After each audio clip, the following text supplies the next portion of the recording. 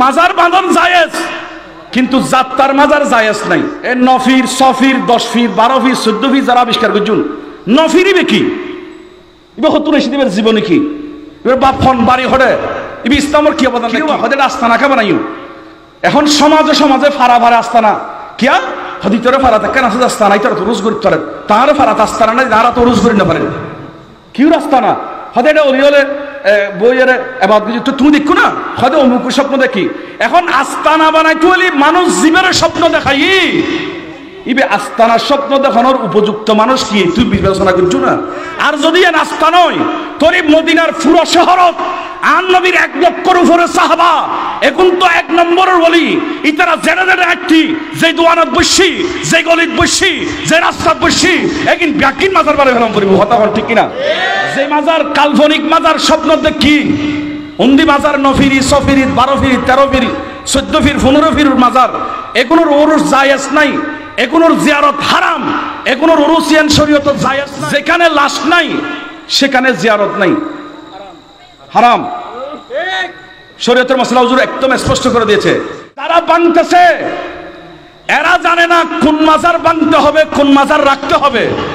আর আমরা যারা মাজার বানাই আমরা জানি না কার মাজার বানাইতে হবে, কার মাজার বানাইতে হবে না, এই জ্ঞানও আমাদের মধ্যে চলে গিয়েছে। কথা বলেন ঠিক কিনা? কুসংস্কার কাকে বলা হয়? কুসংস্কার বলতে আমরা ওইটাই বুঝি যে কাজটা রাসূল করে নাই, সাহাবায়ে কেরাম করে নাই, তাবেঈন করে নাই, তবে তাবেঈন করে নাই, আইম্মায়ে মুস্তাহিদিন করে নাই, মুতাআখিরিন করে নাই। অর্থাৎ যে কাজগুলো যুগ যুগ ধরে আমাদের পূর্ববর্তীগণ করে নাই, সেই নবসৃষ্টি নতুন করে ইহুদি নাসারা থেকে সৃষ্টি যে কাজগুলো এগুলা হলো কুসংস্কার। তো এখানে যে আমাকে বিষয় বলা হয়েছে যে হুজুর মাজারের শরঈ বিধান, এখন আসেন আমি মাজারে যাই, বাজারে যাই, মসজিদে যাই, ঘরে যাই, রাষ্ট্রীয় ক্ষমতায় যাই, ব্যবসা বাণিজ্য যাই, সর্বক্ষেত্রে আমাকে আনুগত্য করতে হবে রসুলের। একটু কথা বলেন, আনুগত্য কার? রসুলে পাকের শিক্ষা মোতাবেক আমার কাজ করতে হবে। এখন প্রথমে আমার বুঝতে হবে মাজার কাকে বলা হয়। যে জায়গায় জিয়ারত করা হয় ওই জিয়ারতের জায়গাটাকে বলা হয় মাজার। একটু কথা বলেন না, জিয়ারতের জায়গাকে কি বলে? বড় করে বলতে হবে, জিয়ারতের জায়গাকে কি বলে? তাহলে চতুর্পাশে যে দেওয়াল এবং গম্বুজ তুলে ওই গম্বুজের নাম মাজার নয়, চারিপাশের দেওয়ালের নাম মাজার নয়। যেখানে একজন মুমিন আরামরত আছে, যেই কবরটা যেটাকে আমরা কেন্দ্র করে জিয়ারত করাই, ওই কবর ওই জিয়ারতের জায়গা ওটাকে বলা হয় মাজার। জিয়ারতের স্থানটাকে মাজার মানে জিয়ারতের স্থান। বলেন না মাজার মানে কি? আর একটু বড় করে বলেন, জিয়ারতের সমস্ত মুমিনের কবর মাজার। সমস্ত মুমিনের কবর কি? এগুলাতে ফেরেশতারা জিয়ারত করেন, মানুষের জিয়ারত করেন। তবে ওলি আল্লাহদেরকে স্পেশাল মাজার বলা হয়, যেহেতু এটা সাধারণ মুমিনের থেকে বেশি জিয়ারত হয়, ওটাকে স্পেশাল মাজার বলা হয়। এখন বুঝতে হবে হুজুর মাজারে 1 নম্বর কাজ হলো জিয়ারত। একটু কথা বলেন, মাজারে 1 নম্বর কাজ কি? এটা রসুলে পাকের শিক্ষা। কবরে তোমরা জিয়ারত করো, জিয়ারত করা এটা শরীয়তের দৃষ্টিতে সুন্নাত। আবার অনেক সময় অনেকে বলে মাজারে জিয়ারতের উদ্দেশ্য সফর করা নিষেধ। তো এখন তো রসুল জিয়ারত করতে বলছে, তো জিয়ারত করতে হলে তো ওখানে যেতে হবে, তো যাওয়াটাই তো সফর। তা আপনি যদি যাওয়াটা সফরটা নিষেধ হয় তাহলে আপনি জিয়ারতটা কিভাবে করলেন? কবরে তো যেতে হবে জিয়ারতের জন্য। কথা বলেন না ঠিক না? জিয়ারত এটা ইবাদত। সহিহ হাদিসে পাক নেন ইবনে মাজাহ 1571 নম্বর হাদিস, হযরত আব্দুল্লাহ ইবনে মাসউদ রাদিয়াল্লাহু তাআলা আনহু হাদিস বর্ণনা করেছেন, আন্না রাসূলুল্লাহ সাল্লাল্লাহু আলাইহি ওয়াসাল্লাম কুনতু নাহাইতুকুম আন জিয়ারাতিল কুবুর। রাসূল এক সময় সাহাবায়ে কেরামকে জিয়ারত করতে নিষেধ করেছেন। কথা বলেন না, জিয়ারত করতে কি করেছেন? ইসলামের প্রথমে জিয়ারত নিষিদ্ধ ছিল। তো কেন নিষেধ? এটার অনেক ব্যাখ্যা। একটা ব্যাখ্যা হলো সেই সময় মুসলমান এবং ইহুদি নাসারাদের কবর আলাদা ছিল না, একসাথে ছিল, এক জায়গায় ছিল। রসুল সে কারণে বলেছেন নিষেধ। এভাবে অনেকগুলা কারণ বর্ণনা করেছেন। পরবর্তীতে রসুল বললেন ফাজুরুহা, এই আমার সাহাবীরা, এই আমার উম্মতেরা, ফাজুরুহা, তোমরা বসে থাকিও না, যেখানে মুসলমানের কবর দেখবে তোমরা সেখানে জিয়ারত করো। তাহলে রসুল বলেছেন জিয়ারত করতে। একটু বড় করে বলতে হবে, কি করতে? আল্লাহ বলেছেন আতিউল্লাহ ওয়ার রাসূলা, রসুলের আনুগত্য করো। এখন কথা শুনতে হবে রসুলের, একটু বড় করে বলতে হবে, কথা শুনতে হবে কার? নাকি এমনি সাধারণ মানুষের মোল্লা মৌলবীর কথা শুনলে হয়ে যাবে? আল্লাহ বলতেছে রসুলের কথা মোতাবেক চলো। তখন রসুল বললেন ফাজুরুহা, এই আমার সাহাবীরা বসে থাকিও না, তোমরা জিয়ারত করো। লাভ কি? ফাইন্নাহা তুজাহিদু ফিদ দুনিয়া, তুমি যখন কবরের জিয়ারত করতে যাবে সম্পদের লোভ কমে যাবে, টাকার লোভ কমে যাবে, ক্ষমতার লোভ কমে যাবে, অন্তরের মধ্যে কবরের ভয় সৃষ্টি হবে এবং ওয়াতুজাক্কিরুল আখিরা, পরকালের কথা স্মরণ হবে। এই দুইটা লাভ কবর জিয়ারতের ভিতর পাবে। সেজন্য ফাজুরুহা, তোমরা একটু কবর গিয়ে জিয়ারত করো। বড় করে বলনা সুবহানাল্লাহ। এখন নবী বলতেছে জিয়ারত করো। আপনারা কথাটা ক্লিয়ারলি বুঝতেছেন তো? আমাদের নবী বলতেছে কি করতে? তো নবী যখন বলেছেন এটা আমাদের জন্য সুন্নত, এটা আমাদের জন্য কি? এখন কি রসুল বলেছে এতটুকুর মধ্যে কি সীমাবদ্ধ নাকি নবীও করেছেন? এটার উপর হাদিস নেন। সহিহ তিরমিজি শরীফ হাদিস যখন আপনি খুলবেন, তিরমিজির 739 নম্বর হাদিসটা আপনারা দেখেন। আজ আমরা, আমাদের যুবকেরা এখন তো চালাক হয়েছে, ওরা মূল কিতাব পড়তে না পারলেও গুগল একটা পাইছে, এটাকে চার্জ দিয়ে দেখে। তা আমি বলবো আপনি গুগলে এই হাদিসটা চার্জ দেন, সেখানেও নাম্বারটাকে আমি আন্তর্জাতিক নাম্বার বলে দিয়েছি, সেখানেও আপনি পেয়ে যাবেন। আমার নবীর স্ত্রী মা আয়েশা সিদ্দিকা মহিলাদের মধ্যে সবচেয়ে যিনি বড় মুক্তি ছিলেন, মহিলাদের মধ্যে সবচেয়ে যিনি বেশি হাদিস বর্ণনা করেছিলেন, উনি বলেন যখন নিসফু শাবান শবে বরাতের রাত আসলো, হঠাৎ করে রাত্রিবেলায় আমি দেখলাম নবী আমার বিছানার মধ্যে নাই। খোঁজ নিতে নিতে দেখলাম রসুল করিম রফুর রহিম সাল্লাল্লাহু তাআলা আলাইহি ওয়াসাল্লাম অন্য কোথাও বিল বাকি, আমার নবী ওই মদিনার ঐতিহ্যবাহী কবরস্থান জান্নাতুল বাকি, যে কবরস্থানে আমার নবীর 10,000-এর অধিক সাহাবা আরামরত আছেন, রসুল ওই কবরস্থানে গিয়ে জিয়ারত করতেছেন। নবী কি করতেছে? তো রসুল জিয়ারত করেছে মানে আমাদেরকে জিয়ারত শিক্ষা দিচ্ছে।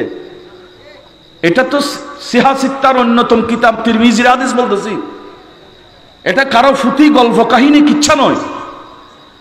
মা আয়েশা সিদ্দিকা বললেন আমার নবী জিয়ারতে দাঁড়িয়ে আছেন, জিয়ারত করলেন। আমি রসুলকে খুঁজলাম, যখন নবীর সাথে দেখা হলো নবী বললেন আকুন্তি তাখাফিনা, তুমি কি ভয় পাচ্ছ আমাকে নিয়ে? আমি কোথাও গিয়েছি ভয় পাচ্ছ? বা তোমার উপর আল্লাহ এবং রসুল ইনসাফ করবে না, এটা কি তুমি ভয় পাচ্ছ? বলতে না হুজুর এটা না, আমি মনে করেছি আপনি অন্য কোনো স্ত্রীর কাছে গিয়েছেন। আল্লাহর রাসূল বললেন ও আয়েশা জেনে রাখো, আজকের রাত এটা নিসফু শাবান, শবে বরাতের রাত, অতি গুরুত্বপূর্ণ রাত। এ রাত্রে আল্লাহ সামাই দুনিয়া, দুনিয়ার উপর যে আসমান আছে এটার মধ্যে আমার আল্লাহ রহমত নাজিল করেন। ইয়ানজুরু লাইলাতা নিসফি মিন শাবানা ইলা সামাই দুনিয়া, সামাই দুনিয়ার মধ্যে আল্লাহ রহমত নাজিল করেন। ফায়াগফিরু লি আকসারা মিন আদাদি শারিল গানামি কালবিন, এবং বনি কালব নামের একটা গোত্র ছিল, ওই মদিনার বৃহৎ গোত্র, যাদের বেশি বেশি ছাগলের পাল ছিল। বললেন বনি কালব গোত্রের ওই ছাগলের পালে গায়ের মধ্যে যতগুলা লোম আছে আল্লাহ আজকে রাত্রে আমার ততগুলো উম্মতের গুনাহকে মাফ করে দেবে। তাহলে জিয়ারত রসুল পাক নিজে করেছেন। কথা বলেন, জিয়ারত রসুল পাক নবী ডাইরেক্ট অর্ডার দিয়েছেন সাহাবীদেরকে, এতটুকু যথেষ্ট নয়। হাদিস প্রমাণ করতেছে আমাদের নবী নিজে জান্নাতুল বাকি কবরস্থানে গিয়ে প্র্যাকটিক্যাল জিয়ারত কিভাবে করতে হয় সেটা শিক্ষা দিয়েছেন। তাহলে রাসূল পাক নিজে জিয়ারত করেছেন, বলো না, নিজে কি করেছেন? জিয়ারত করে জিয়ারত শিক্ষা দিয়েছেন। এবং আরেকটা হাদিসে পাক নেন, তাফসীরে কবির এবং তাফসীরে দুররে মনসুর, দোনো জায়গার মধ্যে হাদিস রবায়েত হয়েছে। উহুদের ময়দানে আল্লাহর প্যারা রাসূল প্রত্যেক বছর একবার যেতেন, বলো না, প্রত্যেক বছর নবীজি একবার যেতেন। হুজুর কি জন্য যেতেন? বললেন আল্লাহর প্যারা রাসূল বছরে একবার ইয়াতি কুবুর আর শুহাদাই আলা রাসি কুল্লি হাউলিন, বছর একবার কবরস্থানে গিয়ে ফায়াকুলু আসসালামু আলাইকুম বিমা সাবারতুম ফানি'মা উকবাদ্দার, সেই কবরবাসীকে সালাম দিতেন, কবরের জিয়ারত করতেন। সেখানে রাসূল পাক আপনার খাদ্য তৈরি করে সাহাবীদের মধ্যে খাদ্য বন্টন করতেন। এই হাদিস দ্বারা সাবিত হলো বছরে একবার আল্লাহওয়ালাদের জিয়ারত করে সেখানে তবরুকের ব্যবস্থা করা, এটা স্বয়ং আমার নবীর সুন্নাত।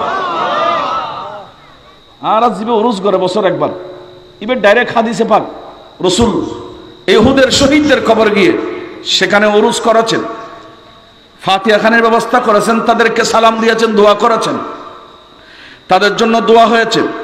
আমার ভাইরা, যে কথাটা বলতে চেয়েছিলাম, রাসূল পাক শিক্ষা দিল জিয়ারত করা এটা ইবাদত। বলেন জিয়ারত করা এটা কি? তো এখন তো সাধারণ মানুষের জিয়ারত এটা, যদি আমার নবীর জিয়ারত তাকদীরে নসিব হয়ে যায়, সুবহানাল্লাহ, যদি নবীর জিয়ারত কারো তাকদীরে নসিব হয়ে যায় তার জন্য তো আরো বেশি সুসংবাদ। ইবনে মাজা খুললে সেখানে হাদিস পাবেন, আমার নবী বলেন মান জাআনি জাইরা লা তাহমিলুহু হাজাতুন ইল্লা জিয়ারতি, আমার ওই রওজায়ে পাকে যদি কোনো মানুষ জিয়ারতের উদ্দেশ্য আছে, অন্য কোনো উদ্দেশ্য ছাড়া, লা তাহমিলুহা হাজাতুন, কোনো হাজত নাই, কোনো নিয়ত নাই, শুধুমাত্র ইল্লা জিয়ারতি, তাদের নিয়ত হলো শুধু আমি নবীর জিয়ারত করবে, একটা নিয়তে আসে, তার জন্য সুসংবাদ হলো কানা হাক্কান আলাইয়া আন আকুনা লাহু শাফিয়ান ইয়াউমাল কিয়ামাহ, ও আমার উম্মত কিয়ামতের দিন সমস্ত মানুষ তোমাকে ভুলে যাবে, কেউ তোমার কাছে যাবে না, কেউ তোমার আপন হবে না, তোমাকে ফেলে সবাই চলে যাবে। ইয়াউমা ইয়াফিরুল মারউ মিন আখিহি ওয়া উম্মিহি, এই আয়াত থেকে আমরা বুঝতে পারলাম সবাই আমাদেরকে পালিয়ে যাবে। রাসূল বললেন যারা আমার জিয়ারত করার সৌভাগ্য হয়েছে আমি তাদের জন্য সুপারিশ করে তাদেরকে জান্নাতে পৌঁছাই দেব। আল্লাহ আমাদেরকে নবীর জিয়ারত তাকদীরে নসিব করুক। আর একটু বড় করে বলেন না, মানুষের জিয়ারতের কথা কি বলবো, এমনি মুমিনের জিয়ারতের কথা কি বলবো। এখন তো অনেক ভাইরা আমাদের দেশে না বুঝে এমনও বলে যে হজ করতে গিয়েছো মক্কা শরীফ থেকে চলে আসো, মদিনা যাওয়ার দরকার নাই। আর একটু বড় করে বলবেন না, কি মন্তব্য করে ভাইরা আমি বুঝি না। রাসূল পাকের হাদিসগুলো আপনি কোথায় নেবেন? নবী জিয়ারত যারা দরকার নাই বলে, আমার মনে হয় উনি হাদিস বুঝে নাই। আরে ওনার হজ তো কবুলই হবে না, কারণ হজ করেছি মক্কা শরীফ, বেতন নিতে হবে মদিনা শরীফ, বেতন তো মদিনা শরীফ, সেজন্য রিয়াজুল জান্নাহ মক্কায় দেন নাই, রিয়াজুল জান্নাহ দিয়েছে মদিনায়। আল্লাহ বলেছেন হাজিরা হজ করো, হজের বিনিময় একটা, তোমরা যদি হজ্জে মাবরুর করো আর কিছু নাই, শুধু ইল্লাল জান্নাহ, এটার জন্য জান্নাত রয়েছে। তো জান্নাত শুধু মৃত্যুর পরে না, দুনিয়ার মধ্যে জান্নাত পাওয়া যায়। দুনিয়াতে জান্নাত কোথায় এটা যখন আপনি খুঁজবেন হাদিসে পাক খুললে পাওয়া যায়। আমার নবীর সেই মসজিদে নববীর পাশে রয়েছে রিয়াজুল জান্নাহ, এটা জান্নাতের টুকরা। হজ করেছো মক্কা শরীফ, মাথা চুল ফেলে দিয়েছো মক্কা শরীফ, তুমি সাদা কাপড় পরেছো মক্কা শরীফ, তাওয়াফ করেছো মক্কা শরীফ, সায়ের করেছো মক্কা শরীফ, কুরবানি করেছো মক্কা শরীফ, এখন তোমার বেতন নাও জান্নাত, এটা রয়েছে মদিনা শরীফ। এখন একটা জিনিস প্রমাণ পেলাম, মাজারে আমরা গিয়ে কি করব? আমার ওয়াজ শেষ করে দিচ্ছি, একবার তাড়াতাড়ি বলতে হবে। মাজারে গিয়ে আমাদের কাজ কি? মাজার মানে কি দেওয়াল নাকি জিয়ারতের জায়গা? মাজার মানে কি? জিয়ারতের জায়গা, জিয়ারত করে। এখন প্রশ্ন, হুজুর তো মাজারের দেওয়াল যেটা তুলে এটা কি শরীয়তে জায়েজ আছে? প্রশ্ন আসে না? স্বাভাবিক মানুষের প্রশ্ন আসতে পারে। হ্যাঁ, মাজারের পাশে দেওয়াল তোলা জায়েজ। সুবহানাল্লাহ বলেন। হুজুর এটা কি হাদিস আছে? হ্যাঁ, সহিহ বুখারী শরীফ হাদিস নম্বর 1390। আপনি সেখানে একটা বাব এসেছে, বাবু মা জা ফি কবরিন নবী ওয়া আবি বকরি ওয়া উমরা।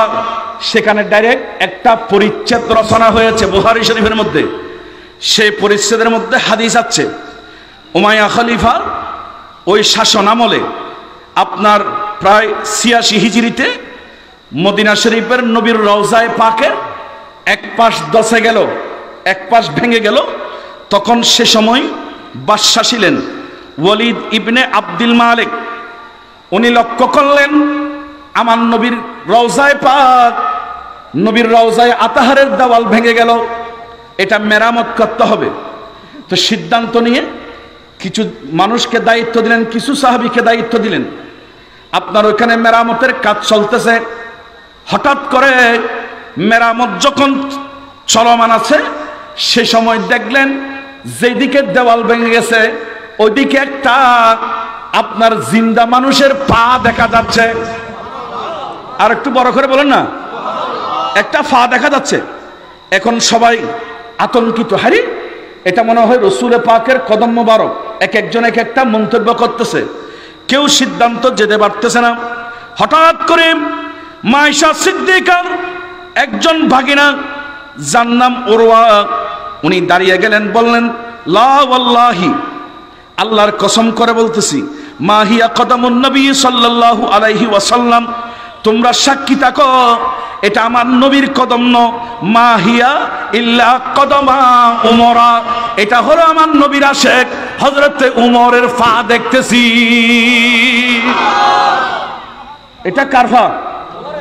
বড় করে হন না ওয়াল্লাহ, বলে আল্লাহর কসম করে বলতেছি এটা স্বাভাবিক কোন মানুষের পা নয়, এটা সাইয়েদনা উমর ফারুক আজম রাদিয়াল্লাহু তাআলা আনহুর পা।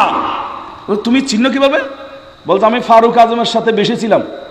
তো মানুষ যার সাথে বেশি থেকে ওনার পা কিরকম, হাত কিরকম, চোখ কিরকম একটা আইডিয়া হয়ে যায়। বললেন লা ওয়াল্লাহি মাহিয়া কদমুন নবী সাল্লাল্লাহু আলাইহি ওয়াসাল্লাম, এটা নবীর কদম ন, মাহিয়া ইল্লা কদমা উমরা, এটা ফারুক আজমের কদম। তখন সাহাবায়ে কেরাম মাজার করার সময় আমার নবীরটা যেমন মাজার বানিয়ে দিলেন, রওজা বানিয়ে দিলেন, সাথে সাথে নবীর রওজার ভিতর ফারুক আজমকেও ঢুকে ফেললেন। তো এখন আমার প্রশ্ন, নবীরটা নবীর রওজা হিসেবে করেছো, ফারুক আজম নবী নাকি ওলি? বড় করে হন না, আরো বড় করে হন। ফারুক আজম ওলি, বড় করে বলেন না, ফারুক আজম কি? তো এখন সাহাবীরা তো ওলির মাজার বানাচ্ছে, কথা বুঝেন নাই? সাহাবীরা ওলির মাজার নবীরটা বানিয়েছে, ঠিক আছে, ফারুক আজমকে ওখান থেকে বাইর করে দেওয়ার উচিত ছিল, কিন্তু ওরা ফারুক আজমকেও সেখানে ঢুকাইলেন, সিদ্দিক আকবরকেও সেখানে ঢুকাইলেন। বুঝাতে চাচ্ছে নেককারদের জন্য দেওয়াল তুলে দিয়ে মানুষ যাতে জিয়ারত করে বরকত লাভ করতে পারে, এটা শরীয়তে জায়েজ। এটা বুখারী শরীফ প্রমাণ করে দিল। এটা তো বুখারীর হাদিস, আমি আমার পকেট থেকে বলতেছি না। এটা গুগলের মধ্যে আমাদের যারা আকীদাগতভাবে যাদের সাথে আমাদের দূরত্ব আছে ওরা লিখেছে, আমি কালকে রাতে দেখেছি, ওরা লিখেছে এটা হাদিসটা সহিহ। আমি আমাদেরটা বাদ দিলাম। তাহলে মাজার তোলা জায়েজ। এখন শরীয়তের ফয়সালা হলো মাজার বানাবো না ভাঙবো? বড় করে হন না, বানাইতে হবে। তো এখন আমাদের বাংলাদেশে দেখা যাচ্ছে কিছু ভাইরা মাজার ভাঙ্গা শুরু করেছে। কিরে ভাই কথা বলেন না? এখন আমার প্রশ্ন তাদের কাছে, কিরে ভাই ভাঙতেছেন কেন? বলছে হুজুর ভাঙবো না তো, সেখানে শিরিক হচ্ছে, সেখানে মেয়ে গিয়েছে, সেখানে গান হয়েছে, সেখানে বাজনা হয়েছে, সেজন্য ভেঙে ফেলেছি। এখানে আমি বলবো যারা বানাতেছে তাদের যেমন দোষ আছে, আমরা যারা বানাচ্ছি আমাদেরও কিছু দোষ আছে। কথা বলবেন না? আমাদেরও কি আছে? যারা বানাতেছে এরা জানে না কোন মাজার বানাতে হবে, কোন মাজার রাখতে হবে। আর আমরা যারা মাজার বানাই আমরা জানি না কার মাজার বানাইতে হবে, কার মাজার বানাইতে হবে না, এই জ্ঞানও আমাদের মধ্যে চলে গিয়েছে। কথা বলেন ঠিক কিনা? মাজার নিয়ে তিনটা শব্দ আমরা পাই। কেউ বলে মাজার, কেউ বলে দরগা, কেউ বলে আস্তানা। শব্দ কয়টি? কি বড় করে বলবেন না? এখানে অনেক আলেম। তিনটা শব্দ মাঠের মধ্যে অতি পরিচিত। কোথাও নাম দিয়েছি মাজার, কোথাও নাম আছে আস্তানা, কোথাও আছে দরগা। আসলে কি? এখন যদি এটাকে আরবিতে বলি তখন বলতে হবে মাজার, ফার্সিতে বললে তখন হবে দরগা, এটা বাংলাতে করলে তখন আস্তানা বলা যায়। আস্তানা এটা বাংলাতে ব্যবহার হয়, উর্দুতে ব্যবহার হয়। আস্তানা, আস্তানা মানে আরামগা, আড্ডার জায়গা। আর এখন বলছেন আড্ডা দিয়ে হয়তো আস্তানা, মানুষ বই আড্ডাতে দিয়ে আস্তানা। আর দরগা মাজার, তো মাজার ওইটা যেখানে জিয়ারত করা হয়। এখন জিয়ারতের জন্য সেখানে মুসলমান মৃত ব্যক্তির দাফন হতে হবে। যেখানে লাশ নাই সেখানে জিয়ারত নাই, হারাম। শরীয়তের মাসলা হুজুর একদম স্পষ্ট করে দিয়েছে। আজকে আমরা দেখতে পাচ্ছি বাংলাদেশে নফিরের দরগা, এখন নাম দিয়েছে সফিরের দরগা, বারৌলের দরগা, মা ফাতেমার দরগা। তো দরগা মানে কি? তুমি কি বুঝেছো? দরগা মানে কি বুঝাতে চেয়েছো? এবং উরুষের দিন দেখা যায় সেখানে এলাকার যুবকেরা একত্রিত হয়ে গরু কিংবা মহিষ একটাকে নিয়ে পাগল একেবারে মাতাল করে ফেলে। তো এখন আপনি যেখানে মানুষ দাফন হয় নাই সেখানে জিয়ারত করেছেন, এটা হারাম, একটা কবিরা গুনাহ করেছেন। গরু মহিষ অবুজ প্রাণীকে পাগল করা, এটা আর একটা কবিরা গুনাহ করেছেন। আপনি উরুসকে নাম দিয়ে এই কবিরা গুনাহতে লিপ্ত হচ্ছেন, এগুলার দায়ভার খেয়ে নেবে। কথা বলেন ঠিক কিনা? তো সেজন্য বলেছি আমরা সুন্নিরা এখন এমন পাগল হয়ে গেছি, কার মাজার করতে হবে সেটা জানি না। আর আমাদের দেশে সুন্নি ছাড়া যারা আছে এরা জানে না কার মাজার ভাঙতে হবে। এক ফল বিয়ে করছি, আর এক ফল জি, এই ফল কেতাখানি ভাড়াই বলে, আর এক ফল দি এনে আর দশাইলে তো মানে ফলে ফলে বাড়ি খাই না। কি কি মনে করছুন? আচ্ছা বুঝলাম, কিরবা হদের আস্তানা কে বানাইও। এখন সমাজে সমাজে ফারা ফারা আস্তানা কিয়া হদিতরে ফারা কেন আছে আস্তানা, তারা তো রোজ করতে পারে, তাহারও ফারা আস্তানা নাই, তারা তো রোজ করি না পারে। কি আস্তানা হদে এটা অলি হলে বইয়ের এবার তো তুমি দেখো না, হয়তো অমুক স্বপ্ন দেখি। এখন আস্তানা বানাইতে হলে মানুষ জীবের স্বপ্ন দেখাই, ইবে আস্তানার স্বপ্ন দেখানোর উপযুক্ত মানুষ কি তুই বিবেচনা করছো না? আর যদি এ নাস্তা নয় তোর মদিনার পুরো শহরত আর নবীর 1 লক্ষর উপরে সাহাবা, এখন তো 1 নম্বরের বলি ইতারা জেনে জেনে একটি যে দোয়ানত বসছি, যে গলিত বসছি, যে রাস্তাত বসছি, একদিন ব্যাকিন মাথার বারে ফেলাম করিব। হতা ঠিক কিনা? এলে তুই তার তারি বেশ জায়গা দেখতে নো, কারণ সাহাবাই কেরামত বড় হলি তার কেউ নেই না। মসজিদ বাঁধলে টিয়া নাই, মাজার বাঁধার খুলে টিয়া হতো না, আজকে হইতে পারে। মাজার বাঁধন জায়েজ, কিন্তু যাত্রার মাজার জায়েজ নাই। কথা কনা যাত্রার মাজার এ নফির, সফির, 10 ফির, 12 ফির, 14 ফির যারা আবিষ্কার করছুন, নফিরিবে কি এবার হতো না সেদিনের জীবনে কি এবার বাপ ফোন বাড়ি হরে ইবি ইসলামের কি অবদান দেখি। নুরুসসাফা নঈমী রহমতুল্লাহ রাঙ্গুনি আর আল্লাহ শিক্ষা এবার মাজার করণ কিয়া এবার সারা জীবন আন নবীর হাদিস দরজ দি এনকি ফুমরা হাজি ভাড়া দিয়েন গুলশানে মদিনার নাম দি বিশাল মাহফিল রবিউল আউয়ালত আয় কয়েক বাজাবে সুবেগই রাঙ্গুনিয়ার শ্রেষ্ঠ মাহফিল মিলাদুন্নবী উপলক্ষে তারা করে মাহফিলে নজরত আল্লামা নুরুসসাফা নঈমী রহমতুল্লাহ মাহফিল বসি হঠাৎ করে মাহফিলের মাঝখানে হয়তো খারাজ হগুই কিয়া হঠাৎ আন চামড়ার চোখে দেখেছি আর নুরানি নবী হাজি ভাড়ার মাহফিল তাজে নাকি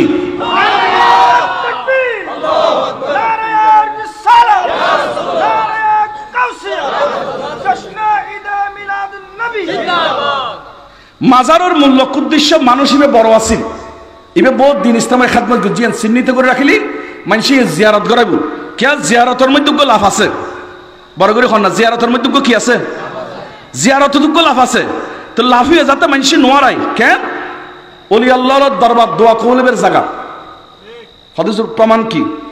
কোরআন শরীফ 3 নম্বর পারা 38 নম্বর আয়াতটা খুলেন। ঈসা আলাইহিস সালামের আম্মা জান মরিয়ম আলাইহাস সালাম, ঈসা আলাইহিস সালাম নবী ছিলেন, তার মা হলো ওলিয়া, ওলি ছিলেন। মরিয়ম নামে সূরা মরিয়ম নাম দিয়ে 16 পারা একটা সূরা দিয়েছেন।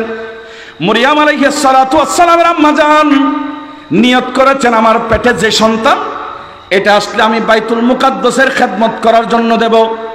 দুনিয়াতে যখন মেয়ে হলো উনি সেখানে খেদমতের জন্য দিয়ে দিলেন, কিন্তু সেখানে মুতাওয়াল্লি ইমামের দায়িত্ব ছিলেন হযরতে যাকারিয়া আলাইহিস সালাম, যিনি মরিয়ম আলাইহিস সালামের আপনার খালু ছিলেন।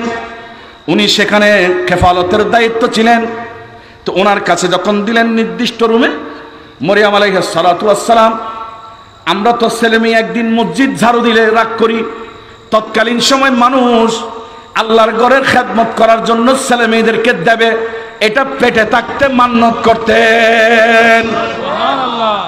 ইয়া মসজিদ ফুললি বলকে তোর হামনা মুয়াজ্জিন হয়ে গই, খাদেম হয়ে গই, আর ফতোয়ার গুণ হই দিন বাইরে এলে আসো তো কি হন, ঠিক কিনা? অথচ মসজিদ ঝাড়ু দিয়া এটা যে কেউ পারে না, যার তকদির আল্লাহ নসিব করেছে সে পারে। এটা যে কোনো মানুষের তকদিরে নসিব হয় না। তো এখন মরিয়ম আলাইহিস সালাতু ওয়াস সালামকে যখন একটা কামরার মধ্যে দিয়ে দিলেন, সেখানে আমি অনেক লম্বা ঘটনা না, সংক্ষেপে বলছি। যখন ওনার খালু হযরতে যাকারিয়া আলাইহিস সালাতু ওয়াস সালাম এখানে ঢুকলেন, দেখলেন মরিয়ম আলাইহিস সালাতু ওয়াস সালামের সামনে ওখানে কিছু খানা রয়েছে। এখন দরজা চতুর্পাশে বান্দা, সেখানে খানা। খানা যখন দেখলেন উনি আশ্চর্য হলেন। ক্বালা ইয়া মরিয়ম আন্না লাকি হাযা, এ মরিয়ম তোমার কাছে এগুলা কোথা থেকে আসছে? উনি বলেন ক্বালাত হুয়া মিন ইনদিল্লাহ, এটা আল্লাহর পক্ষ থেকে এসেছে। ইন্নাল্লাহা ইয়ারযুকু মান ইয়াশাউ বিগাইরি হিসাব। এই আমার খালু যাকারিয়া আলাইহিস সালাম আল্লাহ চাইলে খানা দিতে পারে। তখন উনি বললেন, হ্যাঁ রে, তুমি ওলিয়া, তোমাকে যখন আল্লাহ জান্নাত থেকে খানা পাঠাই দে, তাহলে এখানে দোয়া কবুল হবে।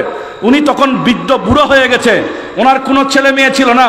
উনি সেখানে বসে ওই ওলিয়ার স্থানে, ওলির জায়গায় বসে আল্লাহর কাছে হুনালিকা দাআ যাকারিয়া রাব্বাহু, উনি আল্লাহর কাছে দোয়া করলেন সেই স্থানে। হুনালিকা বলেছেন সে জায়গায়, ক্বালা রাব্বি হাবলি মিন লাদুনকা যুররিয়াতান তাইয়্যিবাতান। আল্লাহ, এই মরিয়ম, এই মেয়ে তোমার ওলি, এই ওলি যেখানে আপনার জান্নাতি খানা পেয়েছে, এই জায়গায় দোয়া করতেছি, আমি বুদ্ধ হলো, আমার একটা ছেলের শখ আছে, তুমি আমাকে একটা ছেলে দান করো। সুবহানাল্লাহ। উনি বলছেন আমি বুড়া মানুষ, কিন্তু ওলির জায়গায় যখন দাঁড়িয়ে দোয়া করে দিলাম, আল্লাহ ওই দোয়া সদকায় আমাকে ছেলে দান করেছেন, যার নাম হয়েছে ইয়াহইয়া আলাইহিস সালাম। উনিও নবী হলেন, পরবর্তীতে ওনার নাম সহ আল্লাহ রেখে দিলেন। বুঝাতে চেয়েছি ওলি আল্লাহদের দরবারে দোয়া কবুল হয়। একটু বড় করে বলেন, ওলি আল্লাহদের দরবারে কি হয়? তো এগুলা কোন ওলি? ইয়া তো ফেসবুকে দেখতে লাগবেন খুদুন সিউল দিয়ে আদমানে দেখি গলার মধ্যে বেরি লাগাইতে লাগাইতে লাগাইতে লাগাইতে 810 খান তদবির সরা 2500 গলা লাটকা দি সুলহত তাসাই মনন নাই। আর এই অলিয়লের ওয়াজ নগরী, এগুলো তারিফ হারা নগরী। যে মাজার কাল্পনিক মাজার স্বপ্ন দেখি, উন্দি মাজার 9 ফিরি 6 ফিরি 12 ফিরি 13 ফিরি 14 ফির 15 ফির মাজার, এগুলোর ওরস জায়েজ নাই, এগুলোর জিয়ারত হারাম, এগুলোর উরুসিয়ান শরীয়ত জায়েজ নাই। এখন প্রশ্ন যে আর আজ উরুস উরুস কই ফেলার, উরুস করণ ইয়ান তো ওয়াজিব ন, সুন্নতে মুআক্কাদা ন, ফরজ ন, একখান মুস্তাহাসান কিংবা জায়েজ কই, জায়েজ একখান জিনিস জিয়ান উলামায়ে কেরাম টানে গেছি অনর হাদিস দিয়ে জায়েজ করে দি বরকত লাভের একখান উসিলা কই। তো ইয়ানরে কেন্দ্র করি তুমি যে অবুজ প্রাণী গরু পাগল করতে লাগবো, এগিন ঘটে পাইলা ডিজে গান। সবচাইতে বড় আতঙ্ক ওরসের মধ্যে গান দিয়ে দে মহিলা আনি, হতাখন না, ঠিক কিনা? ওরসের মধ্যে মাইফা গান গার, আস্তাগফিরুল্লাহ আস্তাগফিরুল্লাহ খড়ে গেল ওরস। আর মাওয়ালি তার আল্লাহ ফরদা ফরজ ওরস কেন মাইফা গান গায়? আবার হতুনের নাম দিয়ে কাউলি, বড় করে খনা কি কাউলি, হতুজুর কাউলি বে জায়েজ না। তো কাউলি গান ইবে জায়েজ কবেল্লাই ফতোয়া শামী কিতাবুল কারাহিয়ার মধ্যে সওয়ান সত্য দি বড় করে খনা হওয়ান সত্য হতে কাউলি গান গাইতে পারিবা যদি সওয়ান সত্য পাওয়া যায়। ইয়ে হরে আস্তানাত ন নমাতেকা কি ন আস্তানা এদের দরকার নফির এদের সফির 12 লিয়ার বলে একসাথে মাজার বলে 12 লিয়ার মার মা হয়ে 12 হইতে করে 1200 হয়ে গেল এটা 12 কিনলে এটা আসির একসাথে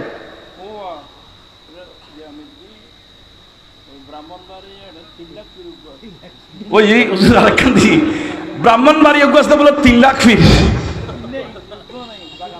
আচ্ছা জাগার নাম 3 লাখ ফির উগ্র নাই জাগার নাম 3 লাখ কিরে শুননি আর ক বছর আর ব্যবস্থা কোন এই উরুস শরীয়ত জায়েজ এখন আবার উরুস কেন্দ্র করে আরেকখান বড় ভাইরাস বাড়ি ইয়ানদের রাস্তার মোড় মোড়ে স্টেশন উরুসের 1 মাস আগত নাইকুগ্য লাগাই দিয়ে মৈসুগ্য বাঁধি রাখে তারপর ও ফার্স্টে এত গুনা মাছ হয়ে যাবে সবর ফার হয়ে যাবে কুকিল খণ্ড দিয়ে হয় আচ্ছা ওরুষত ফার্স্টে দিলে গুনা মাফ হয়ে যাবে সবর ফার হয়ে যাবে চাই খন মূল তোর হাদিস দেখাই উগ্র হাদিস দেখা তো উগ্র আয়াত দেখো তো ইবি কি ওলি আল্লাহ লেফরে গেই গুদে ইতার আল্লাহ কাতুর কে দিলি বেকে তোলান রাস্তা বউ বই আল্লাহ আর হেফাজত করো আমরা কি গুস হইতে লেগুন কখনো সমাজ সংস্কার হতে হবে এখানে বরফুর উলামায়ে কেরাম আল্লামা নুরি সাহেব হুজুর কেবলা এটা তো বাংলাদেশের 2-3 জনের মধ্যে একজন হুজুর নিজে আমাকে সহযোগিতা করতেছেন এই জিনিসগুলো আমাদের মাথায় থাকতে হবে এখন হিন্দু বলে ইতারা বানায় যে মানি আহারাতুন খুদুন আবেগি ফল সল বাড়াই ইনে বানাতে বাপ জিবে বলে বাজান যেটা এটা বলে বাজান উদো এত বাপ বাড়ি গিয়ে এত বাপ হইলে তো সমস্যা আবার যারা তারা বাপ ডাহন শরীয়ত দিয়ে তো মানা বাপ খারাপ লাগিতে বেশি মেয়ে তখন ঘুরিব এদিন না ফেসবুকে দেখলাম এক ফির হুজুর নাচতে নাচতে নাচতে নাচতে গড় হত্যা হর ব্যাগি ফেলে দি নাচার দে ফিরে গরু আনি দে ফিরে খুশিয়ে নাচার দে মুড়িদর আছেন ফিরন আছেন হসরুদ দে ফেলে দি এই কি ইসলাম খন্ডা এলাম ঠিক কি দেখার দি অন্ধ সেই উরুস জায়েজ হবে না আপনারা সৈয়দ আহমদ শাহ সিরকুটির উরুস করেন নুরুস সাফা নঈমী রহমাতুল্লাহের মতো ওলির উরুস করেন হুজুর গৌসে পাকের উরুস আজকে ফাতে আজদাহম করতেছেন উরুস করেন সৈয়দি আলা হযরতের উরুস আপনারা করেন ইমাম শেরে বাংলার উরুস আপনারা করেন হুজুর গৌসুল আজম মাইজভান্ডারের উরুস আপনারা করেন এগুলা জায়েজ কিন্তু তাও শরীয়তের মাপকাঠির মধ্যে উরুসে হবে জিয়ারত উরুসে হবে তেলাওয়াতে কোরআন উরুসে হবে মাহফিল উরুসে হবে আপনার সেখানে মানুষকে দ্বীনের তালিম এখন উরুসু তালিম হইন্য পারি কি উরুসু দেশি নাকি মানুষ সূর্য খোলা দেশি বাক্য নিবের কোনো সুযোগ নেই নারী পুরুষের অবাধে মেলামেশা রাতি হলে লাইন ধরে গড়র ফারার বেরিয়ে উগ্র থাকে ব্যাগুর নফিরের সফিরের উরুসু চিনি হারাম হারাম হারাম হারাম এই উরুস জায়েজ নাই সেমাল্লাহ সত্য হওয়ান কইলাম ইতারা বেগুন গুস্ব গিয়ে ফাল্লা কেন সেমাল্লাহ হওয়ান সত্য সেমা করো আয় তো বারবার কর গরিবে নামাজ 1 সেমা করি 90 লক্ষ মানুষের মুসলমান বানাই গৌসুল আজম মাইজভান্ডারি 1 সেমা করি হাজার হাজার মানুষের অলি বানাই এখন তুই যে সেমা করতে লাগবো হাজার হাজার মানুষ তো মুসলমান ধর্ম ছাড়ি ইমান হার হয়ে যাবে তো তোমার এই সময় তাহলে জায়েজ নাই গৌসুল আজম মাইজভান্ডারি জায়েজ আছে খাওয়া গরিবের আমাদের জায়েজ আছে ইন খারাপ হইও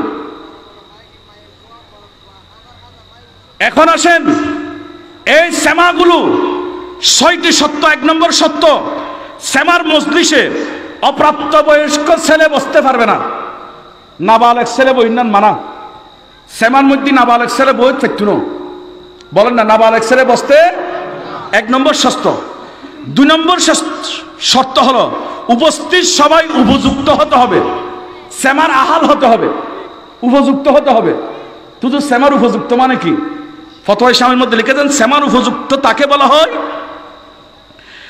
যে মানুষকে 7 দিন পর্যন্ত খানা না দিলে 7 দিন পর যদি ওনার সামনে খানা রাখে এবং আরেক পাশে সেমা চলায় উনি খানার দিকে খেয়াল না থাকে সেমার দিকে পাগল থাকে বলছে তিনি হচ্ছে সেনার উপযুক্ত তিনি সেমাতে বসতে পারবে 7 দিন বাদ না খাদিয়ান হইন পারে তারপরও সেমাত আল্লাহ আল্লাহ জিকির করতে করতে এবার দেওয়ানো গিয়ে গুই এবারে হতে সেমার উপযুক্ত 7 দিন করে 7 সেকেন্ড 7 সেকেন্ড অপেক্ষা করিবার সময় আছে না? তুই কি করলেছে আমার উপযুক্ত হারা দিকে তুই মা কি মা ইতে শিমুল সিলেটানি বলে গান দেয়। আচ্ছা ইতে হরিতে অলির ভক্ত ও আরা মুসলমান সরল চলিব না। ইবে যদি অলির ভক্ত হয় তা আরা মুসলমান অলিয়ে কি হিন্দু আছিল না মুসলমান আছিল? বড় করে হয় না মুসলিম তাকলি মুসানউলিয়া সারা জীবন আল্লাহ আল্লাহ জিকির করছি, সারা জীবন নবীর পাগল আছিল। এবার তাহাজ্জুদের নামাজ পড়ছি, 5 ওয়াক্ত নামাজ পড়ছি, এবার জাহের বাতিন অনেক ইবাদত করছি। ইতের কলমা নফরি আল্লাহর না মানের রাসূল না মানের মুসানউলিয়ার মানন মানিয়েন কি? ইতে মুসানউলিয়ার ব্যবসার পণ্য বানায় তোমার আর ফকট আতা টিয়ন বেগুন লইতে পারলাই উগো অপকৌশল বানাই কথা বল ঠিক কিনা? তো এন্দ দিয়ে কি কিউর কাওয়ালি আবার কতুন আনাদে কাওয়াল ইনবো দরদার খাওয়ালে তাহলে খাওয়ালের মধ্যে সমান সত্য আর একখান সত্য হইলে খাওয়ালের নিয়ত খাতি অন করিব উপার্জনের আশা থাকিলে সাময়তো না ইয়া কন্টাক্ট ছাড়া এখন খাওয়াল্লা ঈদ দেন ইতে আইবের দিন আরো দাড়ি সকালে ভালো করে আছে ফ্রেশ করে একবারে চেহারা এনে না ঝকঝক করি যাতে ভিডিও সুন্দর দেখা যায়। যেই মানুষ আর নবীর সুন্নত আল্লাহর কথা দাড়িওয়ালা বানালি বড় ফরাতুন খুশি লাগে। ইয়া আইয়ুহাল ইনসানু মা গাররাকা বিরাব্বিকাল কারীম আল্লাযী খালাকাকা ফাসাওয়াকা ফাআদালাক ফি আইয়ি সূরাতি মা শাআ রাক্কাবাক। কোরআনে কারিমে আল্লাহ বলে মানুষের আয় আর ইচ্ছা মতো সৃষ্টি করছি। মরতফল দাড়িওয়ালা এত সুন্দর লাগে, মাইফা দাড়ি ছাড়া সুন্দর লাগে, এখন দাড়িওয়ালা সুন্দর লাগে দেখ খোদা দাড়ি দিই। আর জিবাই আন নবীর এই আদর্শ এই সুন্নত শুধু আর নবীর সমস্ত নবীর সুন্নত দাড়ির আশাই এবার রসুলের পাখের আদর্শরে পায়ের নিচে দাফন করছি। আবার ইতারে তুই কাওয়াল বানাই ওরসের মধ্যে গান দিলা, ইতারে 20,000 30,000 টিও দিলা, ইন উরুস হইল লইলো কাওয়াল হইল লইলো এত বুঝুন নই কথা কর না ঠিক কিনা? ইন পরিবর্তনও বাজে ইন দরকার আছে। আজি আর অধপতন আছে দিন এটা লেখো দিন মাজার খার বানাই আর না জানি আর ওয়াবি না জানে মাজার খার ভাঙিব এবার ইতার হতাই ইতারা যায় শাহ ফরানি আমিনের মাজারের মধ্যে আক্রমণ শুরু করছি কিরে ওয়া হঠাৎ মাই ভাই দে। আচ্ছা বুঝলাম ঠিক আছে মাই ভাই আন দোষ আর কি হয়তো একটা গান হয় দে।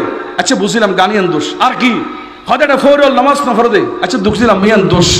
আচ্ছা অনারা খন অনারা ব্যাগুন মাহফিলদের শুনতে গড় মধ্যে হত্যা আছে না নাই? বড় করে হন না জামান মধ্যে আইবের সময় কেনা করে ফাঁকানা লাগিয়ে গেবি কিংবা এক ফোড়া ফসলা পরে গেবি। এখন কি অনেক জামাইবে কুলি ফেলাই দিবেন একেবারে নাকি দুইয়ের পরিষ্কার করিবেন দে না? বুঝলেন কথা খনকের ট্যাঙ্গের মধ্যে ফাঁকানার মধ্যে হঠাৎ করি অনর ফোড়া গুড়ি গেবি ফোড়া কাউটি খুব হারিয়ে ফেলেবেন না। উরুসিয়ান আসলে জায়েজ যদি উরুসের মধ্যে খরে না ফাঁকি লাগে তো তোমার উচিত তাই বোধ মাজার বাঙ্গন ন মাজারিয়ানত গুণের খাম কি খিয়র এই বন্ধ করি দন মাজারেরও টিকে রাখন হতাখন ঠিক কিনা? ইয়া তুই জনের খান্না তৈলে তুলি তো ওই দশাইদে করলে করতে নি মানুষ রাতে ঘুম যাবে শোন মুসরিটা হাই হঠাৎ করে মুসরির ভিতর মশা ঢুকি গিয়ে বলো ঢুকিত পারো তো এখন কি মশা তারা দিবেন নাকি মুসরি তো ধরা দিবেন? নামা থাকা এই মুসরি তোরটা খেলাম না আর গিরি রাখি বেললাই এটা ঢুকিল কেন তোর অন্য লাগা দিও। তো এখন এই ইতারা তোর সবচে মুসরি তো লাগাই দেওয়ার মতো অনেক খেয়াল করুন। অনর মক্কা বিজয়ের আগে সাফা মারওয়া দুনো ফারত দুও মুক্তি আছিল আন নবী যাতে সাহাবী অলর হই এটা সাইর থরা সাইর করো ইতারা হয়তো আরা যাইতাম না কিয়া হয়তো সাফা ভারত মুক্তিজ্ঞ আছে মারওয়া ভারত মুক্তিজ্ঞ আছে। আল্লাহ আয়াত নাযিল করে দি ইন্নাস সাফা ওয়াল মারওয়া মিন শাইরিল্লাহি ফামান হাজ্জাল বাইতা আবি তামারা ফালা জুনাহা আলাইহি আন ইয়াতাওয়াফা বিহিমা ওয়া মান তাতাওয়া খায়রান ফা ইন্নাল্লাহা শাকিরুন আলিম। আল্লাহ কোরআন নাযিল করে দে খবরদার এর মুক্তি আছে দে তোমরা এই নূর সাইর বন্ধন করিবা এটা দূরন্নান বন্ধন করিবা কারণ কাফেরল যাইবু দে এরে মুক্তি পূজা করিবার লাই আম নবী সাহাবল যাইবু দে ফারিন তুম মুক্তি পূজারে বন্ধ করে দিবার লাই কথা কোন ঠিক কিনা?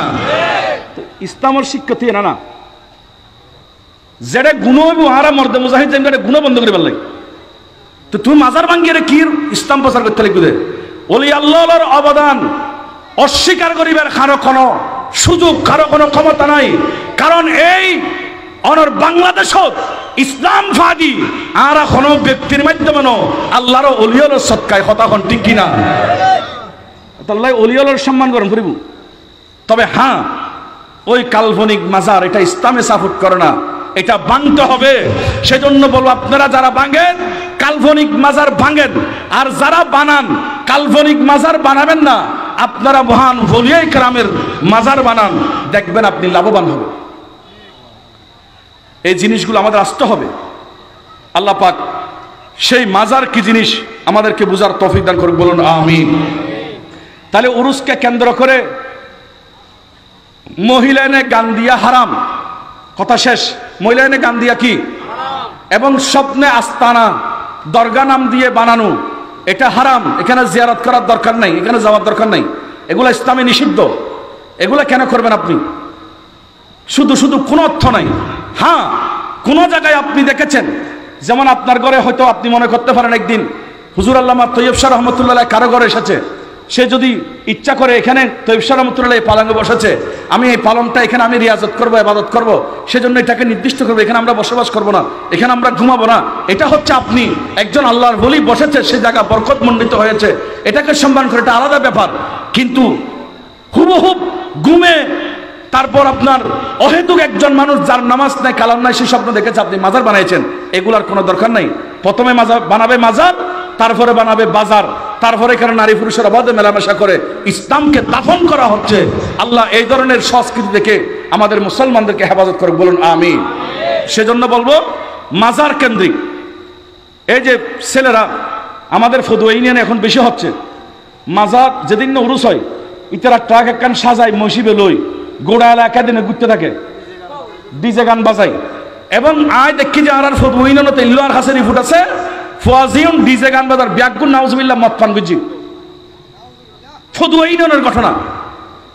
মদ পান করি মশুরু লই, রাস্তা রাস্তায় টল দেন, মসজিদে টল দিবে জিনিসটা অবুজ প্রাণীরে খসড়া নিয়ন্ত্রণ শরীয়ত হারাম।